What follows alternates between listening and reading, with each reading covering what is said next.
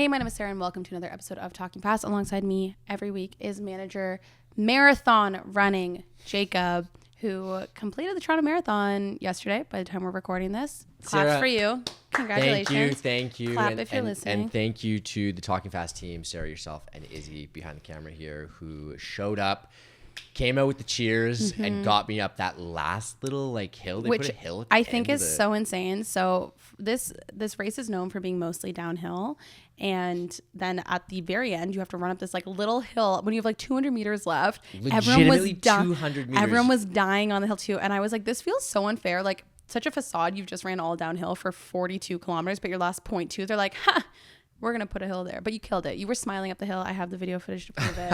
You were good. You might have been wanting to kill us, but you were smiling. So it looked good. It was a little bit of an out of body experience, but no, you guys honestly helped me get up there. So thank you. Amazing. How do you feel today? Not great. I don't blame you. You ran 42.2 kilometers. In decent spirits, but the body is just in rough shape right now. Taking steps is a little bit difficult, but I'm sitting in this chair right now, so You're okay. good. You're good. Okay. Well, what do you post marathon race? What are you drinking, Jacob? This week I'm drinking something pretty wild, and I want to get your thoughts on it. Listen, first of all, bowl of cereal in the morning or in the evening. I don't do afternoon cereal, but I like cereal morning or evening. Okay. Wild cereals too. I grew up on Fruit Loops. I'm a big Fruit Loop fan. I wasn't allowed to have Fruit Loops when I was growing up. Really? Yeah, it was too. Did you have any cereal? Yeah, I was a big Corn Puffs girl. Corn Puffs or Corn Pops? Corn Pops is what I meant to say. Corn Pops. I was like, yeah. was that some off-brand nutrition? No, this is it's like the no frills version. I couldn't afford the regular ones. No, it was Corn Pops. Okay. Sorry. And mini wheats. Those were the two I was allowed to have. With the frosting on the mini wheats? Yes. Okay, so that's not too. And Honey Nut Cheerios. Yeah. Okay, those are classics. Yeah. I liked Fruit Loops, and I haven't had this in so long, but I think it's so delicious. Is cereal milk. So first of all, you pour your bowl of cereal, and then you pour your milk in. Yeah, obviously milk goes in second. Yeah, that's not even a debate. If you pour your milk in first, why would you want that splashing to come up on you? Absolutely not. If you pour your milk in first, comment, and we're gonna block you or something. No, then don't comment. But that's what I've been drinking because it's just so tasty. It's sugary. Yeah. And after post marathon, I'm trying to replace some Calories. carbohydrates. Yeah, exactly. So that's what I'm drinking. Sarah, what are you drinking this week? I second that. I love slurping up the bowl after. I don't eat enough cereal anymore though. I kind of stopped. It used to be my favorite drunk meal when I came home from the bar in university. Again, poor university really? student. But I was a poor university student, so I would have what's the one with the marshmallows? Lucky Charms. Lucky Charms. I wasn't allowed to have them as a kid, so then I would go and buy them as a university student. I did that in university too. Yeah, I used to get the chocolatiest cookies and stuff. That was mine. That was mine. That was my drunk university meal. That's I good. know. I am drinking Wake Water. So I've been posting a lot about it on TikTok and Instagram. Shannon hyped up Wake Water when she was here on the pod. I don't know. I like it as my new afternoon replacement on a Saturday afternoon when I'm a big 2 coffees a day girl. So on a Saturday though, it's really easy for me to dip into drinking 3 coffees a day though. But I like it as a pre going out to the bar drink. I don't want to have an energy drink. Instead, I'll use a Wake Water, and it doesn't feel as I don't know, it doesn't make me bloated and everything, but I really liked it so far. It tastes light. It doesn't feel like. So for those who don't know, it's caffeinated water. It kind of tastes like a vodka soda, but it's good. It's really yummy. So I like it because it doesn't make you feel gross and bloated before you go out. Yeah, the worst thing with those drinks is if they taste like chemicals. Which it doesn't. It doesn't. It has no aftertaste, which I love. Yes, exactly. It's good. Shout out Wake Water. Shout out Wake Water. Sarah, what are we watching this week? Last night I stayed up until 2 a.m. watching the Eras Tour live stream from Nashville. I told myself I wouldn't be the person that would watch the live streams, and very quickly I have become. I think it's because I'm a month out. I'm a month out from my show. By the time this pod goes out, I'm seeing Taylor Swift in Pittsburgh on June 16th, and I'm officially it feels real enough now that I'm getting ready for it. Right. And last night, or when you were watching this, it was the rain show. Yeah, the right? the rain show. We love a rain show in Taylor Swift world. So I have been watching the live streams. I bounce. Nolan's what are you doing? I'm bouncing around there for who has the best view, and this girl's choppy, and I'm judging people that are using their phone battery to give a free concert, which is crazy. So it's making me excited for going to the show. I'm sorry, everyone. I will not be live streaming. I need my phone battery for TikTok content, but I will not be live streaming. But I appreciate everyone that does. Do you think you've watched the entire show now? I think I know. The only thing I don't know what happens is transitions. I really been watching the song stuff, and I watch for surprise songs. So I want to see what surprise songs are coming out. And there's surprise guests too, right? Sometimes. Also, Ed Sheeran was around. Is that right? Or was that an old clip? No. We'll just cut this. Nope. What have you been watching? Okay, so speaking of the marathon, this is the last time I swear I'm going to talk about the podcast. 'Cause got home. Until he runs the New York one in November. Yeah, right. I crashed afterward. So Haley and I threw on the original Jurassic Park. Oh, wow. I hadn't watched it in a long time. Does it still hold up? It does hold up. This is what I was going to say. Listen, if you ever, this is what a lot of people, my friends have told me, is like they'll watch horror movies or like thrillers, not because they think it's going to be a good movie, but because they want to watch it with me to like see my reactions. I jump scare quite really easily. Yeah, and I was going to say there were at least 3 points in Jurassic Park as I'm like tiredly watching it. Then I got a full on jump scare and I was like, whoa. Those is that the sound you make? Whoa. Yeah. Those velociraptors are no joke. God. I haven't watched the original Jurassic Park since I was probably like 6 years old and watched it like with my neighbor in Winnipeg, and I was terrified, and I don't think I've ever watched it since. Listen, if you're looking for a scare, get on that. Not really into that. What are you listening to right now? Okay, another podcast. I've listened to this for like a long time. Mm-hmm. It's the stand-up comedian Pete Holmes. He has a show called You Made It Weird. And he brings on all kinds of different guests. So like one of the recent ones that I listened to is Bobby Moynihan from SNL, and then Julia Louis-Dreyfus was Julia Louis-Dreyfus, yes. Yeah, difficult name, great episode. Was I think his most recent one as of today that we're recording this. But it's just like really interesting interviews with people, really long form, one-on-one interviews with celebrities, but like touching on subject matter that you're not really getting in other shows. So it's a lot of personal stuff. Some of it's like taps into like spirituality and mental health and all kinds of like interesting subjects. So I've been like really diving into those episodes recently. What about you? What are you listening to this week? Not diving to spirituality. I mean, guess for emo kids, Blink-182. Put that on like the awards for podcast transitions. Thank you. We're trying. So I bought Nolan tickets to see Blink-182 for Christmas, and when this airs, I will have seen them on Monday. So let me know if I wore black eyeliner under my eyes. The show is soon. Next Monday. Oh, yeah. Wild. Yeah, I'm gonna record the pod and then go to the show, and so and I bought them really good tickets. Like I kind of forgot I got like the premium seating, so we get like lounge access and all this stuff. So I'm debating on doing like the black under eyeliner to like, get into it.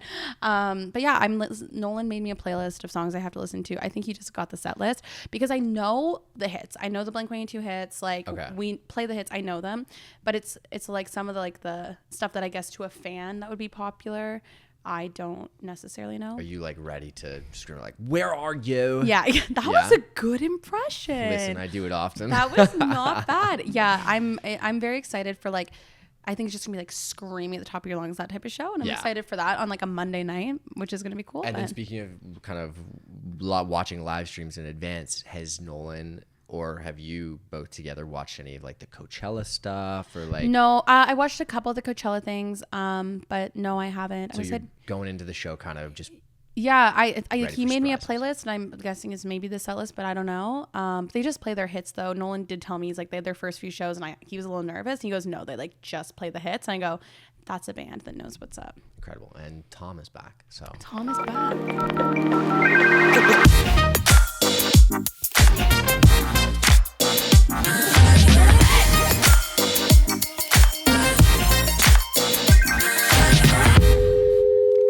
Our next guest is a professional makeup artist, YouTuber, and retired fangirl. From sharing her life across all the platforms to hosting on the literal MMVA's red carpet, this creator has done it all. She also makes a mean margarita, and here to talk about everything about being former fangirls, please welcome my friend Jaclyn Forbes. Oh my God, Sarah, I need you to like do this every time I walk into a room. Yeah, you're just like giving my little spiel. Jacob always laughs though because I can't write an intro for myself for the life of me. Like anytime I need a bio for any event, I'm always like, can you write Today I emailed you or messaged you about I didn't this. do it. Like, it's you still didn't. I was like, she's not going to do that. Wait, did you do these all the time? You make them all yourself? No, every person. Yeah, I try to do a little intro for them. I stole it from another podcast. Shout out the Lady Gang. It was like the first podcast I ever really listened to. They used to like always do a really good intro, and I love it. Makes the guests feel like welcome. Like totally, and it's not just like the media kit spiel. Like you just like that was you didn't even ask me for any info. No, I just knew. You know I make a mean you margarita. You do make better than the Soho House Picantes. You heard it here first. On record. What is so special? I'm not not, you got to sell me on a margarita because I'm not a huge margarita guy. I've honestly like stolen this recipe from my friend. So it's actually Mackenzie's. You know Mackenzie. Yeah, okay. Of course, she was a bartender and like knows how to make all the best cocktails. So actually, the first time I met Mackenzie, we were making margaritas. It's the first night I met Tori too. Oh, really? And we made them in a garlic press because we didn't have a lime squeezer. So we were like squeezing limes through a garlic clove. It was so weird. Whoa. But anyways, that's where I got the recipe. Oh my so God, there's I use maple syrup, which is my own like little like Jaclynism on it instead of like agave or like a sweetener. So maple syrup is what I do, but it's just like the ratio of like it has to be fresh lime juice. And I also like I was home growing some like jalapenos and some spicy little add-ins. So I always do a little homemade that she like put on top. Wow, okay, and then what a touch. You had a rim too, which is like so important. Tahini on the rim. I'm a tahini girly through and through. So, and like and also glassware matters. Like I feel like I'm really in my adulting era where I love like cookware and like plates, and I'm like I'm turning into one of those people. It's classy. It sounds classy. Okay. Which is also I'm convinced. But that's also a great transition because like it was a classy way for us to start up a night that was like kind of bringing out our former fangirl selves. Right. That entire night we were like in Jaclyn's like living room getting ready to go see Niall Horan at that private iHeartRadio and Universal Music show. And we literally were just sitting there talking and reminiscing on like crazy fangirl eras. And that's how this whole episode kind of like the idea came to mind because we were just having such great chats about it. Totally. And poor Naomi was sitting there the whole time being like, you freaks. Like, what is wrong with you? And we were just like, oh my God, like speaking in weird like Simlish language. God. And talking about like the different Twitter groups and how like Swifties were one way, Directioners were another, like Beliebers, like how everyone had their own different like vibe. So and I knew you had like a fangirl past, but I didn't know the depth of it. So we really were just secret. Like getting into it. It like brought me back. And that's how we're gonna get into it today. Jacob is gonna play kind of like okay, well I already had a question. I was like, okay, you gotta start to unpack this for me. Give me a little background of because you are coming at the fangirlism. Is that what you call it? Fangirl life. Fangirl life. Fangirly. But there are different groups, right? So like, who are we supporting here? Well, I think so like I think it's best if we both just talk about like how we started in our fangirl eras. That's probably the easier way to begin. Totally. I was a Bieber fangirl from like very early on, and that's how I actually got into Twitter. So I remember I heard about Twitter because Ashton Kutcher announced he was on it, and it was like on a magazine, so random. And then I looked into Twitter and I was like, oh my God, like there's like subgroups of whatever. And then I made like a Twitter account with like my username was like ILY Sarah How Bieber. old were you? 14. And the day I made Twitter, my dad goes, great, I'm making Twitter. I might have been 13 actually, 13. My dad goes, great, I'm making Twitter too. My dad would like follow my tweets to make sure I wasn't tweeting anything inappropriate. Oh, were your parents on your social My parents game from day one. Okay, same. It's like he knew. He's like, if you want to work, I always wanted to do media. You knew that. It's like he knew.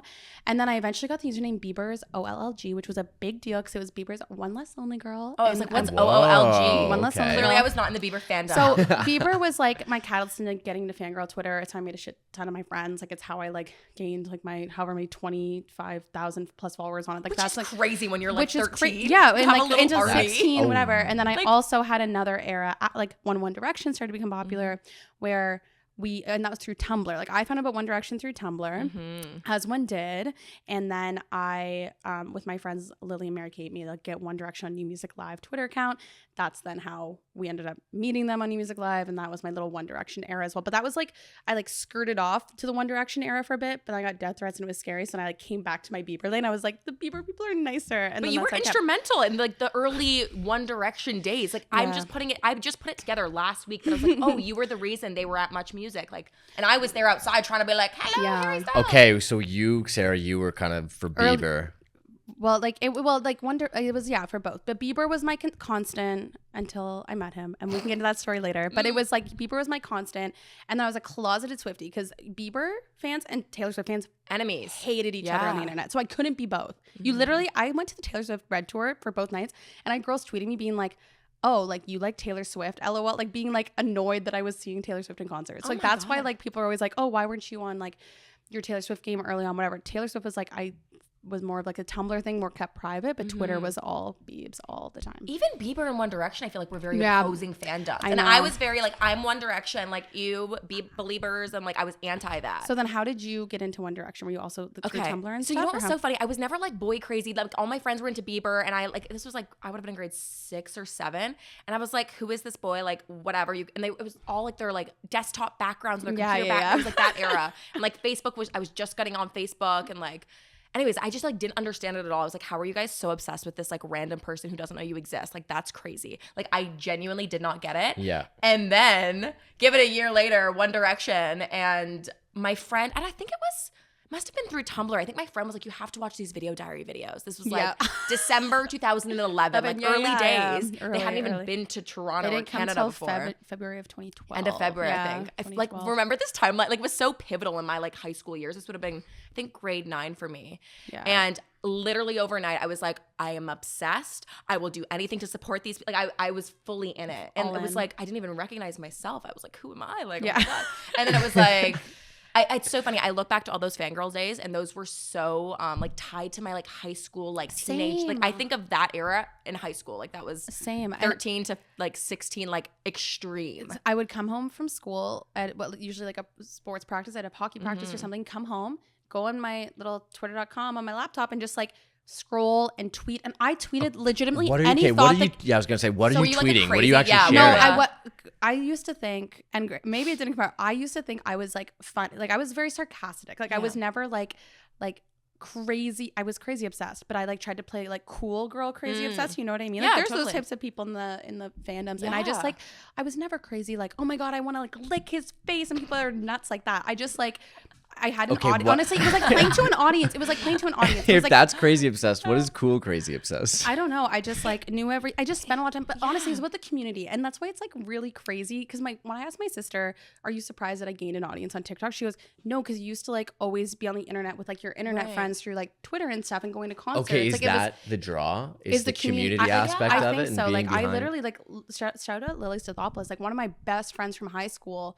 We met because of like Bieber Twitter, and to this day, like we are still tight. I like ran into her in Cuba. Like we'll still like go for dinner and catch up. Like she's still like someone like very like close to my heart because we like lived all those crazy days together. But the community was what I loved about it. I loved that I was like making friends with people from all over, and that like we just like shared love of the music and supporting. And I don't know. It also was a creative outlet. Like I was able to like build something. I think that was the appeal. So many ways. I think that like stan Twitter culture informed so much 100%. Of like meme culture and even like humor on the internet in those days and age. Like that really made me fall in love with the internet in like a different way. And like I already loved YouTube, but I was obsessed like with early day YouTubers and stuff like that. But something about like stan Twitter and even Tumblr culture, like it was a new like layer of the internet that I was like, this is so crazy. Like it was its own like marketing tool then. Like, for sure. You think of how these fangirls carried a lot of these like bands and boy bands and all that. Like, without fangirl Twitter, like One Direction like does not become like who they are. Like that like totally. It was like that like axis of like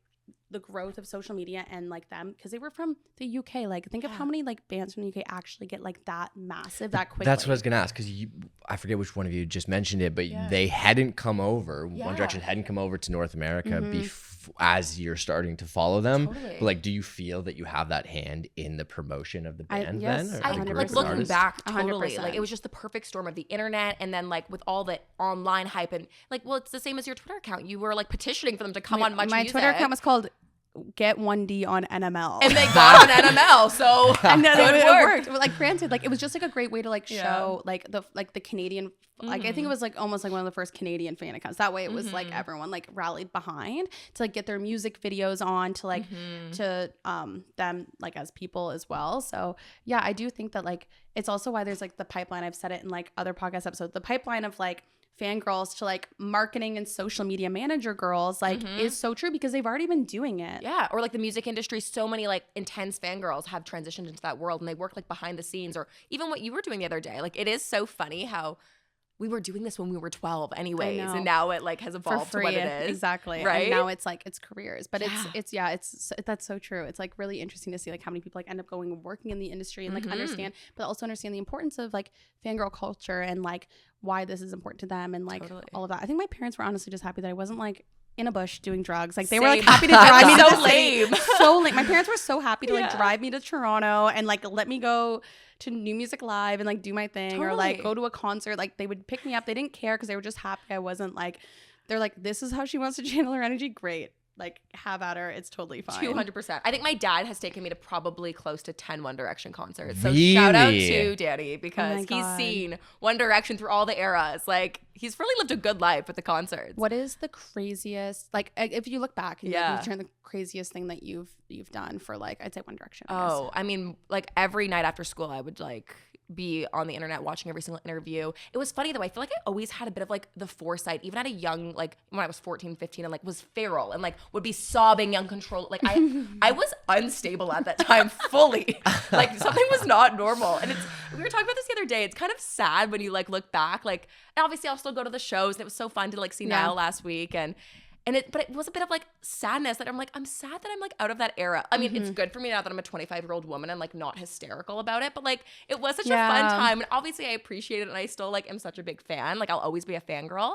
But there was something like crazy about that era. Drew you to it, and that would like there's this iconic photo that Lily took me when we had like floor seats for Justin Bieber, and it's me just sobbing. I go, I don't even know what I would sob about anymore, like ever, like anything to this day. Like I don't know. And so it's like, yeah, you're right. Like there's something inside you that just drew you to be like so obsessed and like the energy was like so, I don't know, propelled. That was just like, so Niall was here, a few days ago and also did the free concert out at the radio station. And like, I was seeing photos from that and there are people there from like 5 a.m. or something like that waiting, and it was pouring rain all day. I get it because I used to do that. I was gonna say I'll never knock a fangirl. I'm the biggest like good work. I don't mean to knock it at all. I'm just like that for me. I don't know if there's one artist that I would do that in the rain for 5 hours. No way. Well, see, exactly. Like I long for that. You know what I mean? Like that. I was alive in those days. Yeah. I wish I could feel that level of exactly. There was like the MMVA era was like an extra special one too because there was like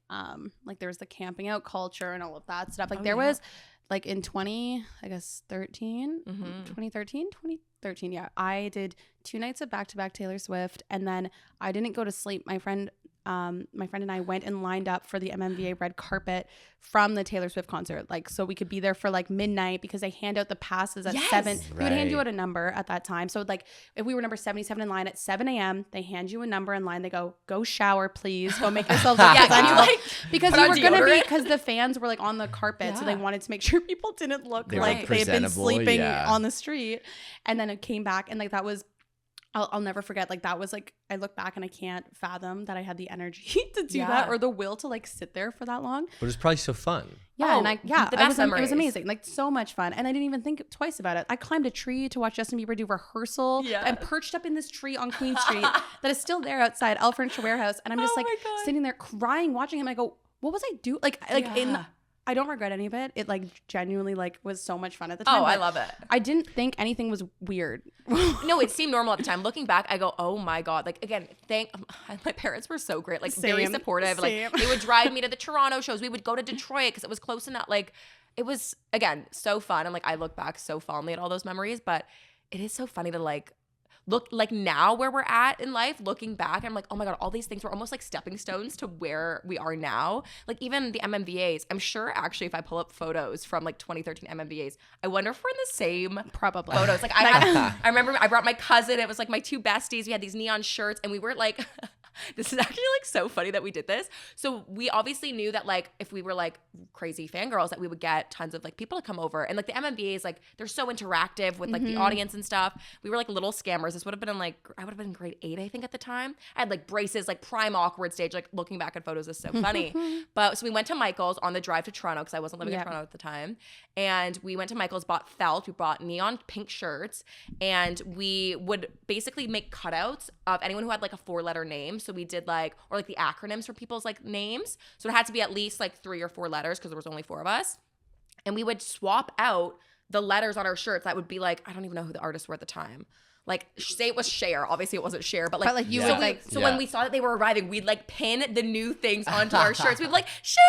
So then we'd get them to come over because they would think we were crazy super fans. When really you were doing it for every single person. Yeah, but we just wanted to meet everyone because we thought it was so fun. It's so funny. I'm like, not me and like what, 12 or 13, like I gotta do this. Like, how am I gonna optimize? Like, I'm playing the game. Yeah. Oh, I've always like played the game.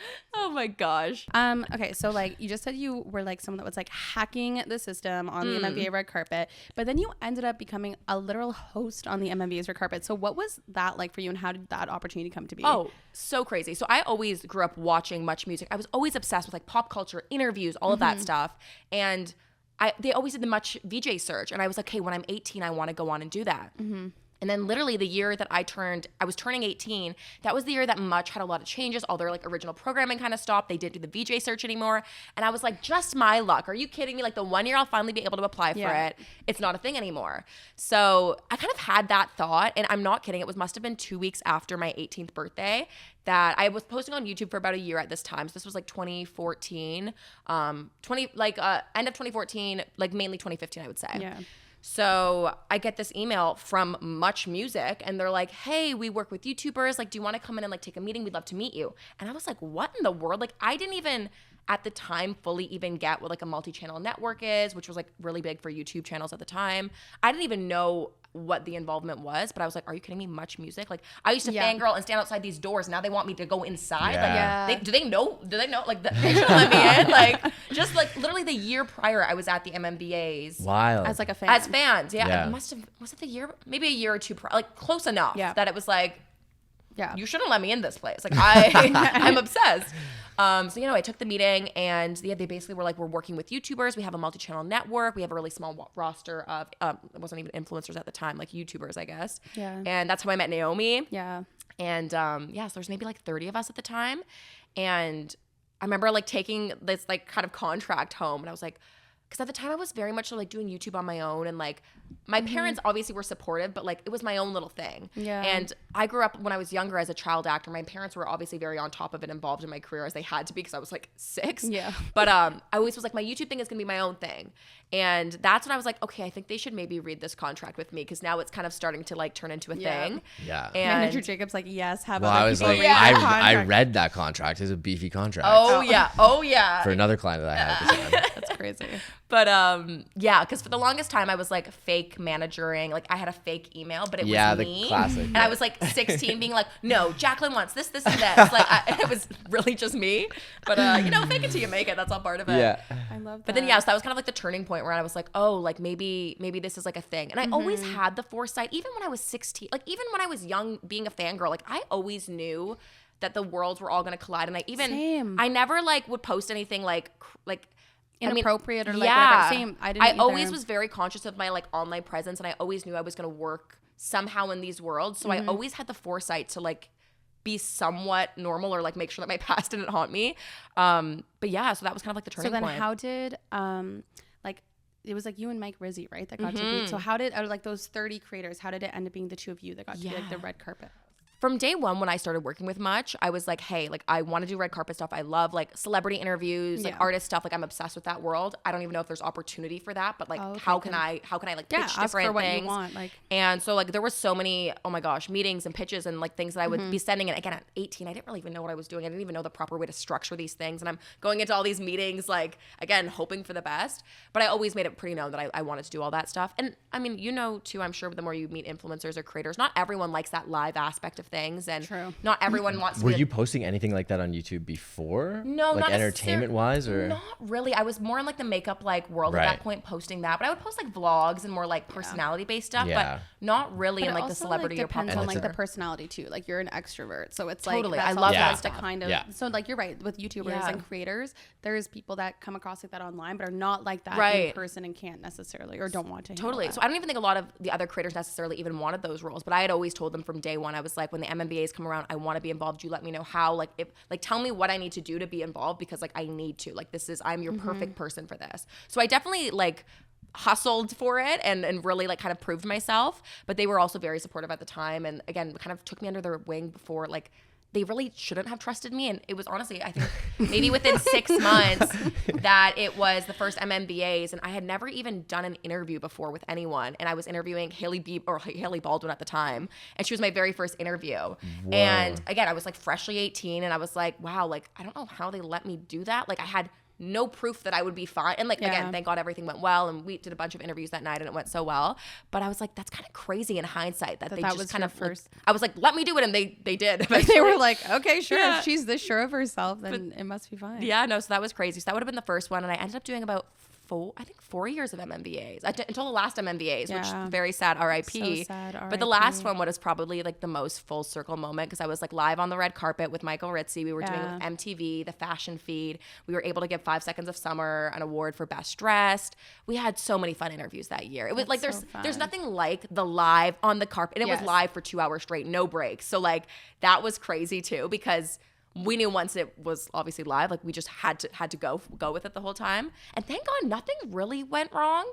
For live for 2 hours. Like as a producer, my heart's like, oh, like this live for 2 hours with no breaks. Yeah, no, on a red carpet. It was crazy. It really was. But in hindsight too, like it's one of those things that once you kind of go, like I guess like I was obviously like giddy and excited beforehand, but we had like tons of prep. We had done like it was like obviously a beast, and we were really like ready for it. And obviously Michael made it a lot easier to have a co-host as well.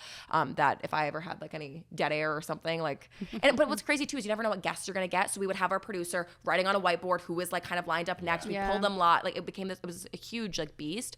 But it was so funny when it was done. I was like, who did we even interview? Like I like almost like I had to rewatch it like days later just to like re-experience it because I couldn't even remember what happened because I was just so in it. But it was weird after that moment too, as much as it was like literally probably one of like the biggest career highlights of my life. Like I was so excited about it. I honestly think I was like in this weird rut for like probably a week after because it was such an extreme high and I was like, this is everything I've ever dreamed of. And I'm kind of like, now what? Like, is this it? Like, but it was like the best. I look back at all those memories so fondly. It was amazing. Full circle for the fangirl. Yeah, for sure. 100%. Yeah. I think we had Niall that year too, maybe.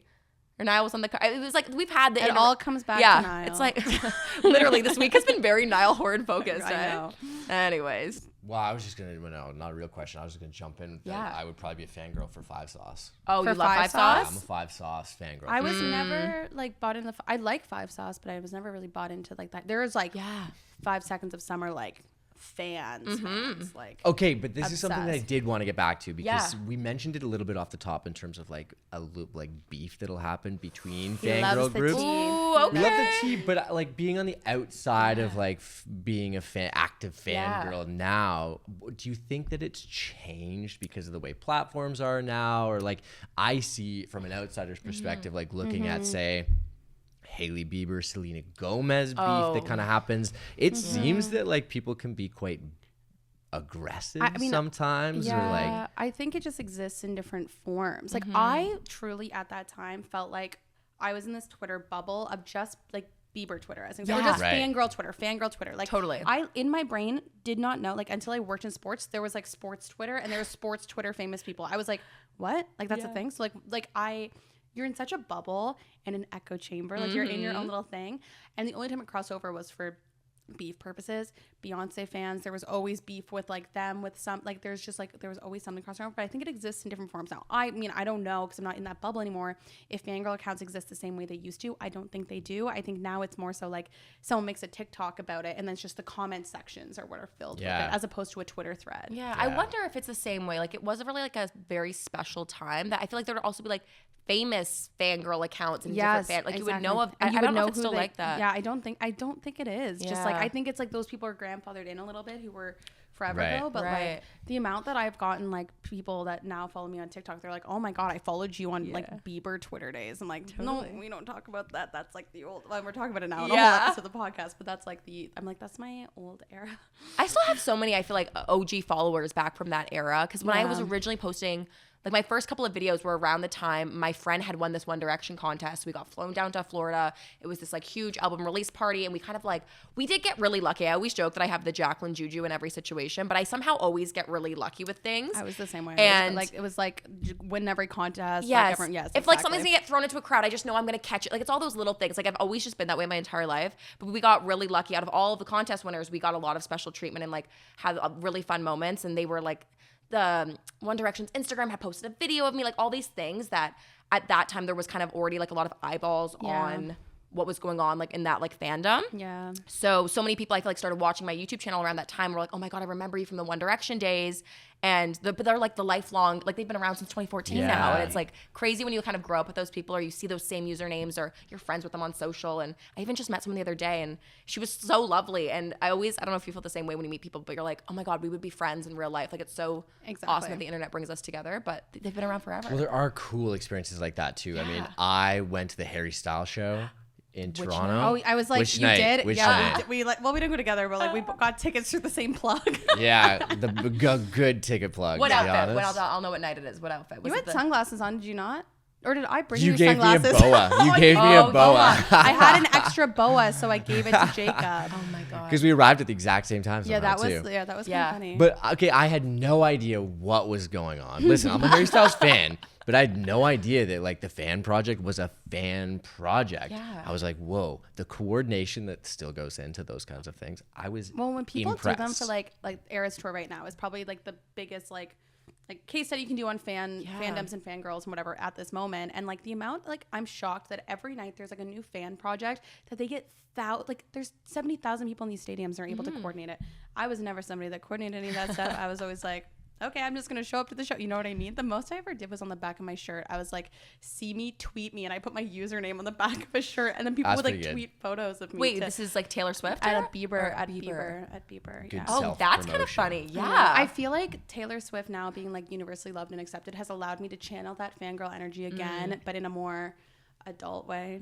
You're laughing. I was only going to laugh because I was going to pitch that you put your own username on the back of your shirt now. Oh, now? Yeah. It's not funny. No. But I think it's like an interesting, I feel like people are kind of reliving fandom, or if they missed out on it, they're kind of getting to live it now. Like, and with Harry Styles last summer, with like the dressing up and all that stuff, like that stuff we did as teenagers, but now I feel like more people are getting to kind of like join in on that, which is actually really exciting to watch. Oh yeah, it's so cool to see like the cultural impact, even of like from the Taylor outfits to the Harry Styles. Like there's like different like genres and niches of like how you would even dress for. Like that's so fascinating. We got our tickets the day of for Harry last August, and we immediately were like, someone leave work and go find feather boas. Like we just like found like the last few on Queen Street. And it was like we couldn't fathom showing up not like dressed up. Oh yeah, that'd be weird. Yeah, you were in like leather pants and a little like black crop top. Like that's not the right vibe. You need sparkles, color, boa, fun makeup. Today in my Amazon cart, I put in. I saw someone on TikTok do like a hair bejeweler for children that like you like put on. Yes, I love that. And I'm ordering one for the Taylor Swift concerts. I'm like, well, naturally I need jewels in my hair, bejeweled, obviously. Right? Like, bejeweled, duh. But it's just interesting watching it have like, you're right, cultural impact now when it's like fangirl stuff from when we were teenagers, but I'm still doing the same shit today. I essentially agree. It is funny when you say that too. You're like, I was a closeted Taylor Swift fan, like in so many ways. Even when I started at Much, and obviously was trying to convince all of these people who, again, I was like very visibly 18 and like young and like very bright-eyed and bushy-tailed, but so green. When I'm trying to convince them to let me do all these things, I was like, oh my God, I hope they don't realize like how crazy of like a fangirl I am, because like that's not going to be good. And I kind of had been given some advice to like because at the time too, like I had photos of like celebs on my like page, or like things from the MMVs years before, so like I did a good kind of like cleanup of things, and was kind of recommended to like simmer down, which is really funny because if I could go back and give myself any advice, it would actually be to not. I know. But it's kind of hard. It was a sign of the times at that time that like now you look on like the red carpets and they bring the fangirls to do the interviews, or the people from TikTok who like their whole bit is like being a like crazy fangirl or whatever. But at that time I was very like encouraged to kind of mute it down a little bit, which I think in some ways is good, that it was like very professional, and not that I would have ever done anything obviously like insane, but I don't think people even realized how much of a fan I was, because I was really trying to play the like, I'm professional, please trust me, I can do this. Whereas it's funny now, I feel like not that I like lean into it more, but I'm like way more playful even on social and posting things. But maybe it's because I know I'm like so far out of that era that I'm like, back then I was a little crazy about it still. So like I had to. I was even doing that with like, it was funny how you were saying about like with, you always knew it would all come together. Like for me, like I met all the people that worked at New Music Live. I knew all the producers. I knew all the social media people. So I was like, I'm going to be set. At 14, I'm like, I'm going to go to the RT School of Media it was then media production. They only had one thing. I was like, I'm going to go to the RT School of Media because they all went to the RT School of Media, and then Much Music is going to give me an internship, and I'm going to work here. And like, I thought I had my life planned out. So when that like shut down, it was like, I'm screwed. I was like, what am I doing? And I went to sports, like big pivot. But I just think it's interesting to see it like all come together, especially like in our everyday lives now.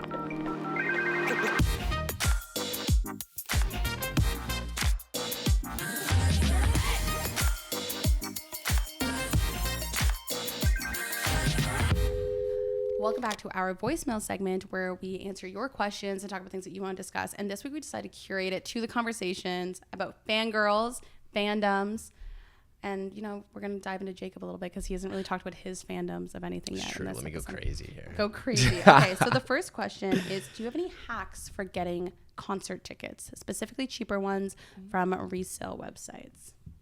Anyone? Okay, well, I'm a hawk for just like not buying into the last minute. Yes, like I know. trying and just like putting it out to the universe, being like, cross your fingers. You put the date in your got the good calendar. juju. Like, exactly. Yeah, just being on it and like 3 hours, 2 hours in advance. As long as you know where you're gonna like get your transit to get to the show, you're fine. It's also a luxury of living in the city, but.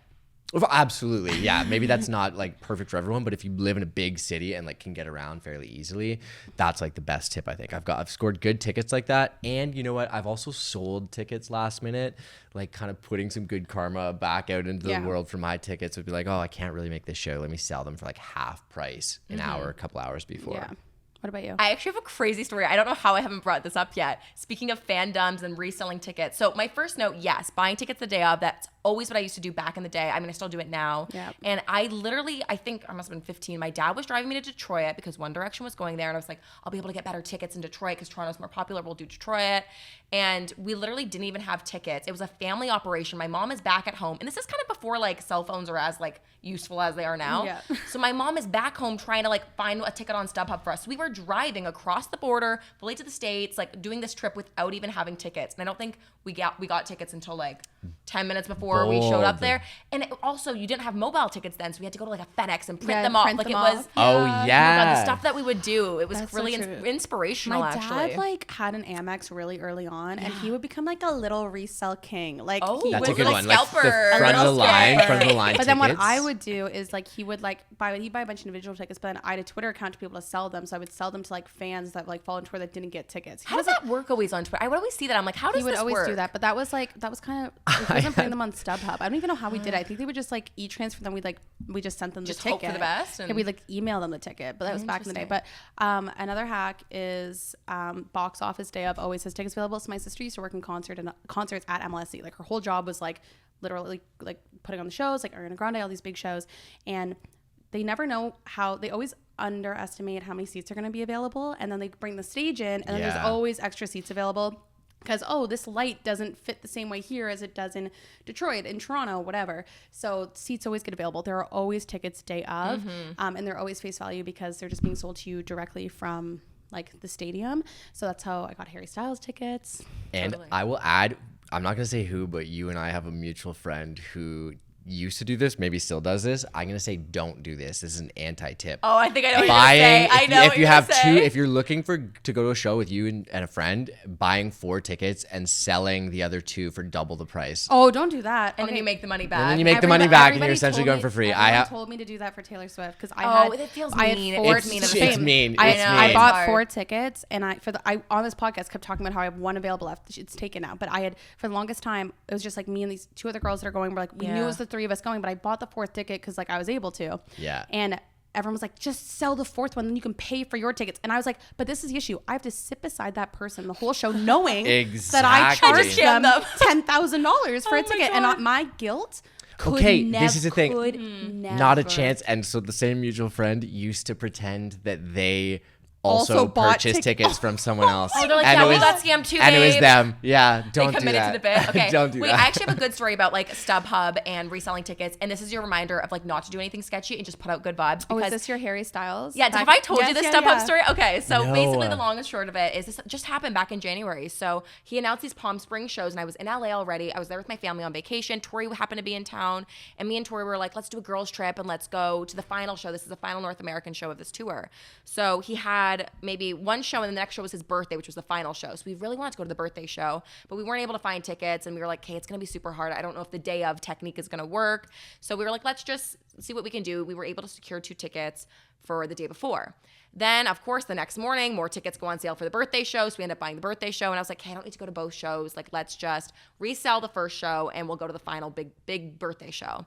So we put them on StubHub and also like we bought these through Ticketmaster, like face value, but these are the verified fan. Like they were an arm and a leg already. Like insane pricing. But again, he's like the one person that I'll go and ball out for. But I was like, I don't even care. Like I just want to make some money back. Like I don't even know if someone's gonna buy them for even what I paid, even though that was face value. So I list them on StubHub, and eventually someone buys them. And when you kind of send the ticket over, you can send a little message when you like transfer them the ticket. So I was like not gonna send anything, and then all of a sudden I was like, let me just write them a cute little message. So I was like, hope you enjoy the show. # treat people with kindness, like treat people TPWK, and something like a cute little like note. And then that night, this was the day before the show. The next day, I get like an email, and I got this like notification saying that StubHub didn't send the ticket. It like became this whole fiasco through the platform, even though I did send the ticket and the person did receive them. I could see that they had accepted it. So there was like a weird glitch with StubHub. But then StubHub goes, you're a scammer. You're not getting your money. The person didn't receive their tickets. And I was like, what is going on? So I had this person's email because I had e-transferred them basically the ticket. And I was like, hey, can you tell StubHub that I sent you the tickets? Like it's saying that I'm not going to get paid out. Like you clearly received them.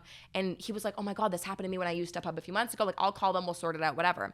So basically what ends up happening, StubHub always guarantees you a ticket. So they had already sent him a new set of tickets because there was a glitch thinking that they didn't get my tickets. Right. So he's like, can I call you? And I was like, sure. He calls and he goes, hey, I didn't know if you were like a bot or not, because I saw you had a Toronto number and we're here in California. I thought you were like a scalper or something. He goes, are you in California right now? I go, yeah, like I'm in LA. He goes, any chance you want to go to the show tonight? Like I have your tickets still. I'm not going to use them. StubHub gave me a better set of tickets. And I was like, oh my God. So I'm like looking at the clock. I hadn't even showered. It was one of those days. It was like 5 o'clock and like we were like you're moseying around, you know what I mean? And so I look at my parents and I was like, Mom, you want to go to the Harry Styles show? Like, I think we got to leave now. We got to drive to Palm Springs. So anyways, it was this amazing, like, cute little story. I ended up meeting these people. It was like this dad and his daughter, and we met them at the show. They were super nice. They ended up saving our lives and drove us out of the concert because we were, like, stranded in Palm Springs. It was this really beautiful story of, like, connection. No way. But I go, what was the whole reason, like, that you even offered me the tickets? Like, why didn't you just resell them and make money back? And he's like, well, I saw you said the hashtag, like, treat people with kindness, and I knew you must have been, like, a genuine fan, so I just wanted to offer them back to you. So I was like, there are good people in the world. It was this, like, really Jaclyn Juju moment. I feel like we hear so many horrible stories about, like, StubHub and Ticketmaster and all these things. So hearing, like, when you told me that, I was like, oh, that's good, like, good vibes. And I thought I was getting scammed when he was. When you both are like, yeah, we're like, what's going on? The meme, this. Like, no, it was a really cute, like, heartwarming story. You're like, so nice. Good people do exist out there, and Harry Styles brings us together. Okay, so that leads us into our next question. What's the best concert you've ever been to then? Oh. For the group. That's a good question. Okay, it's so tricky because there's different things for different reasons. Like someone like a Taylor Swift, like her production value and like in terms of a show is like so incredible to watch with all the lights and the bright, like in a stadium, like that's insane.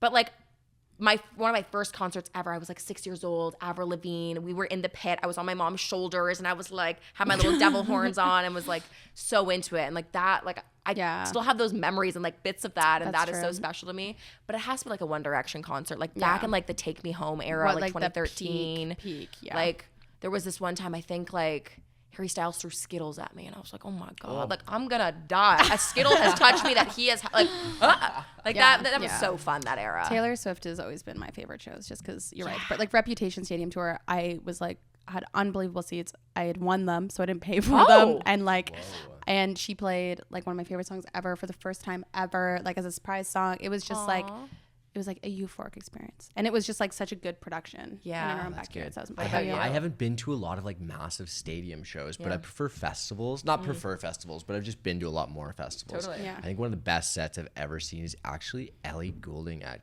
Coachella. It was like a sunset set, and it was very like that, like you were kind of saying, like different things depending on what kind of vibe you're looking for. And at that, it was like just the perfect amount of drunk, sunset, perfect temperature, everything, like, and then just stars like all aligned. And like I'm a fan, you know what? So it was solid. Oh, that's fun. Amazing. Voicemail question number 3. Okay, this is a good one. Favorite celebrity you've ever met? Do you have, I don't know. Well, okay, it's like, Can I put someone on blast that I met? And this is a slander podcast. Sorry, it said least favorite. No, I mean, spill the tea now. I'm in. You know what? Because I was like, this is gonna be my favorite artist I ever meet. Because I used to shoot a lot of celebrity interviews. Okay. Back in the day, and I was Do you know who Cher Lloyd is? Yes. I used to One love Direction her. era. Yeah, Yes. One Direction era. Want you back. Yeah, Exactly. She performed at like the Kiss 95 of Wham Bam. Yes, I went to that for Cher Lloyd. Don't be so excited about Cher Lloyd because Oh, it was don't ruin it. You listen. I don't feel bad about ruining someone on the podcast because you ruined Anna Kendrick for me. Yeah, it's true. That's true. Cher Lloyd. Okay, we have to shoot this interview, and you know what? She was opening for someone at Scotiabank, so who knows? Maybe it was she? Did she open for 1D? Is that what you said? I don't know. No, it doesn't matter. We were interviewing her, and like we walk into her green room, and she refused to stand up. So she was sitting on this chair, and we had to take our gear and set up the gear around the chair that she just sat on the entire time we were in the room. Bless. And then we were like, oh, we're really excited to see you, and she's like, okay, or whatever. I don't know. Anyway, that was a bad one. So I'm gonna. I have an incredible pivot from that Cher, like, 'cause it's probably the same time she was in Toronto. I was trying to meet her outside her hotel in Yorkville, and my friend Lily and I were like, oh, we're just so tired. Like, let's just go to Subway. And I go to Subway, and in line in front of me is Charlie Sheen. And his manager goes, do you guys want a photo with Charlie? And we're like, sure. This is when he was promoting that show Anger Management, like this, like whatever. It's like after his like viral moment. This is like Tiger Blood, like era Charlie Sheen. Did you? The manager asked you if you want a photo with him? He wanted good PR, and there was paparazzi. No, they wanted. By the way, do you want a picture? They wanted good PR, and we're two like teenage girls, and he wanted good PR, and there was paparazzi outside. So we go outside and take this photo with Charlie Sheen, where he's holding a lighter over my shoulder. It was hilarious. Like, it's my favorite celebrity photo I have, just due to the fact that it's so random.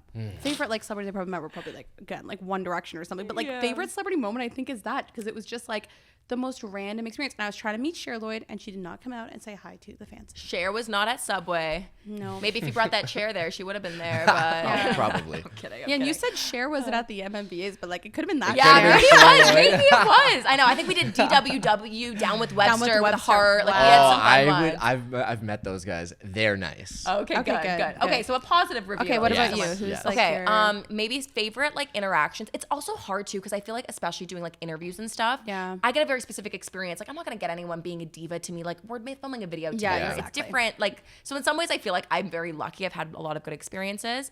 Madison Beer, I've interviewed her maybe like 3 or 4 times. I've heard nothing but good things about her. Is so incredible and so lovely. And every time I see her, she'll like be like, oh my God, the last time we were talking about that. Like she's just so personal and like so lovely. Really love her. And also Len and Stella. I think she's super sweet. I I've interviewed her a few adore her. times So and talented, she is too. so lovely. So those are probably my 2 like favorites. I love that. Well, thank you so much for talking all things fandoms and fangirls. This was really I think fun. I feel like we'll have to go to like a show together and then do like a debrief, like mini ep, mic us up for the show. I don't know. That'd be fun. Coming along for the Lo-fi ride. live streaming on Yeah. TikTok. That's it. Exactly. I am in. Count me in. Every episode you get the chance to have like your moment, your goodbye, your message you want to give to the people, and that's your camera, and you can say whatever you want, or you can plug yourself, do whatever you want. Okay, you know what? This is a very Jaclyn thing that I do every single day, and I feel like this could be a nice way to end the podcast, especially after talking everyone's ear off. I always say, take the deepest breath you've taken all day. Just like a little grounding moment. So that with my roses and thorns, I do all the time. So maybe I'll leave them with that. I love One more for good luck.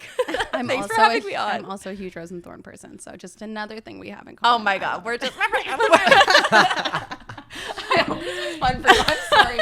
We've been so weird this whole time. This is great. We're good. Thank you so much for having me. This was really fun. We're good.